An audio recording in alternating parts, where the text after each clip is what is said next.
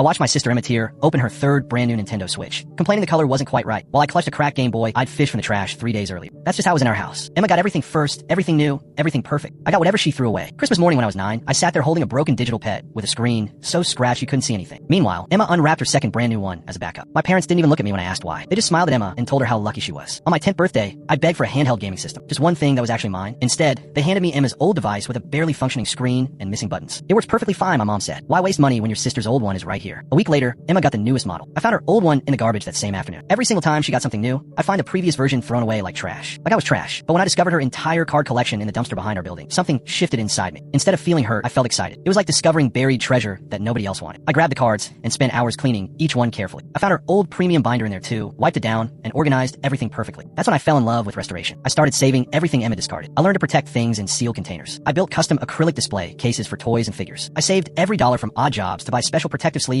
and limited edition storage binders for the cards. I joined online forums for collectors and taught myself how to repair that broken digital pet, how to replace tiny screens and fix circuit boards. The day I got it working again, I posted about it online. The response was incredible. Dozens of collectors congratulated me and said they wish their own kids cared about their belongings the way I cared about discarded ones. Over the years, I made real friends in those communities who understood that preservation meant something. So when Emma continued mocking me, saying my room looked like a kindergarten classroom and I needed to grow up, it didn't bother me anymore. I had found my people. I had found my purpose. 10 years passed. The communities I joined became mainstream. Suddenly, everyone wanted vintage collectibles. The collection I'd started at age 6, built entirely from things my sister threw away, was now worth more than a luxury car. Some individual pieces were worth thousands, but I never sold anything. Not when Emma laughed at me. Not when my parents said I was embarrassing them by still buying toys as an adult. Then Emma had kids of her own. 2 boys who became obsessed with the exact same cards she'd once collected. Except they were just like she'd been, constantly demanding the newest releases, never appreciating what they already had. Emma complained endlessly about how expensive everything was now, how impossible it was to find anything. $60 for one pack, and I can't even find them in stores. She ran it during a family dinner. Her kids cried and threw tantrums whenever they didn't get exactly the newest set they wanted. She never seemed to realize she'd been exactly the same way as a child. Last week, the night before her youngest son's birthday, Emma texted me frantically. "Are you home? Emergency." She showed up at my apartment, looking exhausted, her 2 kids trailing behind her with tear-stained faces. "Every store is sold out," she said, practically pushing past me. "I've spent every single day this week hunting for these stupid cards. 20 different stores. These 2 have been crying for 3 days straight. Please tell me you know where I can find them." I asked which set they needed. The new one, the shiny holographic evolution cards. I nodded and disappeared into my collection room. When I came back, I was holding 2 unopened premium packs. Her kids' eyes went huge. "Whoa, Uncle, how did you get these? They're sold out everywhere." I smiled. I have connections in the collector community. I asked if they wanted to see my collection room. The moment I opened that door, their jaws dropped. Every wall had floor-to-ceiling shelving displaying perfectly preserved games, cards, toys, and figures from our childhood, plus current releases still in original packaging. Everything organized, labeled, protected. Emma stared at the room. "You still have all this baby stuff?" I shrugged. "This baby stuff is worth a fortune now." She looked at me like I was delusional. Then her older son pulled out his phone and started scanning items. "Mom, this digital pet is worth $400.